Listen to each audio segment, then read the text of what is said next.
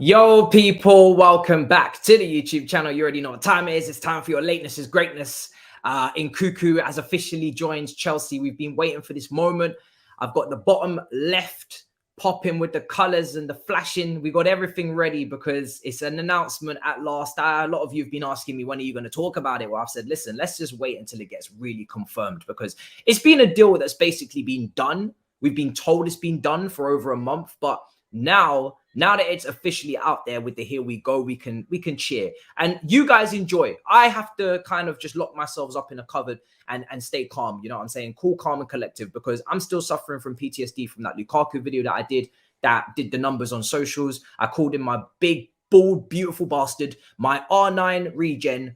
Tongue in cheek, but I paid the price and I'm not trying to have that problem again. However, let's be real amongst ourselves. This doesn't leave us, okay? It stays within this community. Don't talk to the rivals about this. Don't snitch. I am excited about this one. And as you can see on this comp, you know, he's just a lot closer and a lot more suited to possession-based football. We'll start off with that point. You know, his tight, close control is very, very good. He's a dribbler. He can receive the ball with his back to goal. He's got upper body strength, but he can also go past players and create chances. And that is seen in his heat map. When you look at him this season for RB Leipzig, his heat map is kind of a player that wants to occupy many positions all across the pitch in that attack. Very similar to Gabriel Jesus in that respect. Now, mostly coming in off the left because he is a right footer, but even on the right, I would have no worries about him if he had to go over there to receive the ball, that he would just dribble past the player and maybe get a cross in. It's not something that he's known for. Of course, he's known for scoring goals, taking set pieces, scoring free kicks. But look at the close control. Look at the skill. Look at the composure. This is somebody that represents possession-based football. This is somebody that represents playing on a team that is playing on the front foot. And that's what we do now. We don't play, you know, counter-attack. We've signed the Timo Werners, the Romelu Lukakus, who want the ball into space. You don't have the crisp first touch. You don't work well in tight spaces. And of course, us not playing the ball at speed from midfield and being a lot more methodical and a lot slower in our build-up play, that obviously contributes. Of course, when we play the Manchester Cities away, even recently, we saw us create a bundle of chances on the break with Ziyech, with Pulisic. But then when we come up against those, you know, smaller teams with the low blocks, we struggle to create, we struggle to entertain. We are quite boring because we don't have these players that can do things in these tight spaces like we used to have with Eden Hazard. Now, of course, he's nothing like Eden Hazard, but at least we're going in the right step, in the right direction in terms of a player that actually can take the ball in tight areas and do something. Now, of course, his goal record is really good. I was really disappointed to see him obviously get the injury, which is why he's coming in potentially in the summer. The deal is done 100%. The paperworks are done, says Fabrizio. He confirmed that today. He's coming in July 2023. Maybe we could have got the deal done for January if he wasn't injured. Maybe that plays a part. I'm not sure. But of course, for the player, you know, he is injured at the moment. We didn't get to see him in the World Cup, but at least we know what we're getting, hopefully in the summer, and he recovers well. Now, we've paid over the release clause as well. I'm sure you'll know, over the release clause, it's 67 million euros to 68 million euros. It was confirmed. That's above the release clause. But because we've paid that, we've now jumped ahead of the queue, premium price. And we've managed to get it done early. If we didn't do that, then maybe we would have had to wait, or we would have had to battle with other clubs, which I'm sure would be interested. It's hard not to get excited when you watch him. He's delivered on the Champions League stage this season. We've seen him score a bundle of goals there, of course, not just to kind of back up what he was doing in the Bundesliga. And yes, that PTSD exists in the Bundesliga of, will they be able to acclimatize to the Premier League? Will they be able to come across? But I think his upper body strength, which was another really big issue for Timo Werner and Kai Havertz in particular, we heard them kind of speak and say when they first joined, we're kind of surprised and shocked with the size of the defenders in the Premier League, the strength of the defenders. It's going to take us time to get used to. I think with Nkunku's upper body strength and the way that he is, the way that he seems to go, shoulder to shoulder with defenders, the way that he's able to kind of use them to his advantage. I like players that can use their body to their advantage, even if they're not the strongest, they're not the biggest. We've seen Eden Hazard do that very well, kind of back into players and kind of bounce off of players. Nkunku gives me a vibe where he can hopefully do that and not crumble in those situations and be dispossessed easily. And look at the finishing, man. Some of the variety of finishing that we're getting here, the composure to take the extra touch when needed. He's not lashing at chances. Now, of course, this is a confident Nkunku.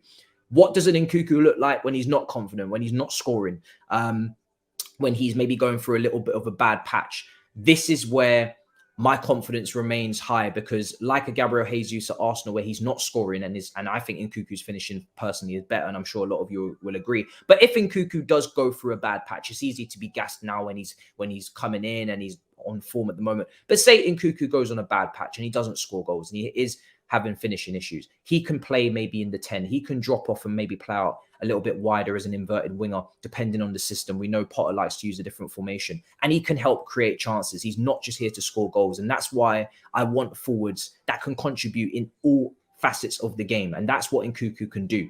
And it's a lot closer to the Gabriel Jesus, which I was really, kind of crying out for in the summer. And we've seen the impact he's made at Arsenal, even though he hasn't scored many goals. Similar to Roberto Firmino at Liverpool when they won the title. Wasn't the most prolific goal scorer, but if you have the goal scorers out wide, at least they can help you create more chances. They can drop deep, etc. I wasn't a big fan of Aubameyang coming in. I haven't really seen anything that proves anything otherwise as to why I should be, excited about him being here. And the same goes for Ronaldo. Again, I didn't want him here. And that was all lessons that I kind of learned personally from Lukaku. I thought he was going to be able to come in here and do his thing in terms of, put the ball in the back of net, the finisher, the poacher, the bully. But we couldn't create enough for him in the end. And then he couldn't contribute on the other side in enough facets of the game to make himself valuable on the pitch. He kind of became, obsolete. He kind of became pointless on that pitch. So it's better to go with a happy medium of someone who can score goals, who can strike the ball, but then can also contribute in other parts of the pitch as well. So I am excited for this one. And hopefully you guys are too. I mean, it's going to be a while before we see him in a Chelsea shirt, but at least we're getting a lot closer. Like I said, his heat map is there to be seen. 15 total games this season, 14 starts, on average 86 minutes per match. And statistically, which is what we all want to hear, 12 goals in 15 games in the Bundesliga this season. No assists, but don't worry about that, because last season he did get 13 assists, which makes a lot more sense with 20 goals. Maybe it's a change of position, maybe a change of instruction in his role, but we can see that he has created chances before. It's not the first time he's got double figures in assists either. He got 13 assists in 19-20 season as well in the Bundesliga, six in between those two seasons. So he can create, he can assist. You're probably wondering, why doesn't he have ad blocker? I refuse, YouTube. I refuse. So yes, that's on Nkunku. Now, also, on top of the Nkunku news, of course, we have Fofana and that talk. Now, if Nkunku was fit, like I said, maybe he could come in January. It doesn't seem like he is, but the door has been left open by a few journalists to say that he could.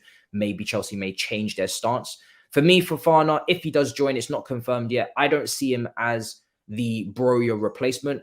We spoke to Ben Jacobs about that yesterday in the video there. If you haven't checked it out, do check it out. It's a really good, insightful hour-long video on kind of covering everything Chelsea-wise, from recruitment to multi-club plans and, transfer strategy and contracts and all these things. But Fofana, to take him out of the Norwegian league and put him in the Premier League as a second understudy to Aubameyang, that's a lot of pressure and that's a lot of responsibility, because if Aubameyang was to be injured, then we would be relying upon an 18-year-old Fofana. And that gap between the Norwegian league and the Premier League is big. Obviously, statistically, he's been doing really well, but that gap is big. It is there.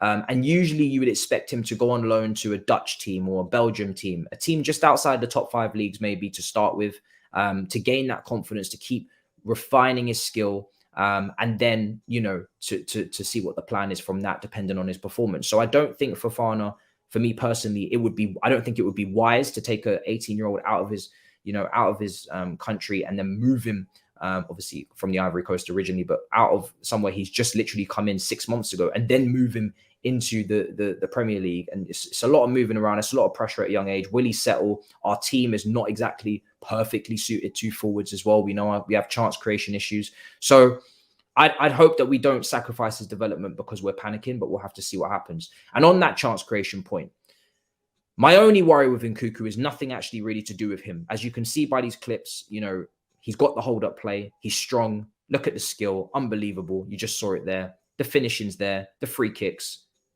And also, like I said, the difference between him and a Timo Werner is the fact that the close control, the dribbling, the fact that he contributes to other parts of the play. He can drift out wide. His heat map is clear. He's got assists. My issue is that we over rely on him, and we kind of take the piss in some regards, and we say, right, you can do everything, so you will do everything. For me, it's absolutely critical that we kind of surround him with the quality that we aspire to have at the club. You know, the chance creation needs to be up.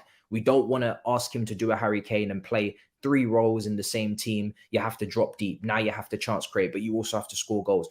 You know, that kind of over-reliance is maybe what has kind of disturbed Sterling quite a bit as well. Now, of course, Sterling was under Tuchel, started off pretty well, got his goals, started out wide. Then under Potter, he's kind of played more wing-back at times. That's obviously contributing.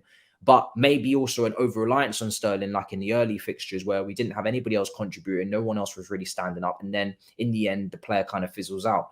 And obviously at Manchester City, it was more of a team, a lot more contributors. Let's keep this team vibe going by actually adding more quality around Nkunku, which is why the summer doesn't really worry me. Yes, we could do with him this season, but at least we know he's going to get a full preseason, and hopefully the team is going to be shaped in a lot more the direction it needs to be for him to really be a guaranteed success. That means chance creators, that means balance in midfield, that means deputy for Reece James at right back for more chance creation if Reece James is injured, etc.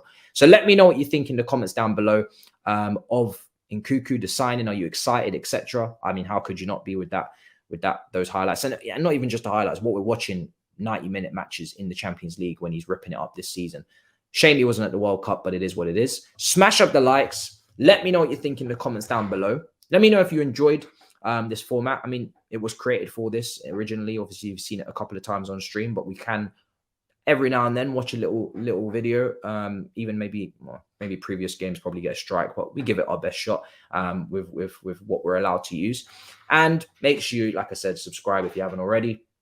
And in terms of FIFA stream, you're probably asking when the career mode will be back for the next episode. I'd say probably Tuesday, and Turkish is next on my list. Turkish is next on my list to play as well. We'll get a commentator for that. So there's more FIFA content coming up. And next week, the weekly shows are back. London Clubs Carnage, Battle of the North, and of course, Roundabout and All You Can Eat Chelsea. So there's a lot going on.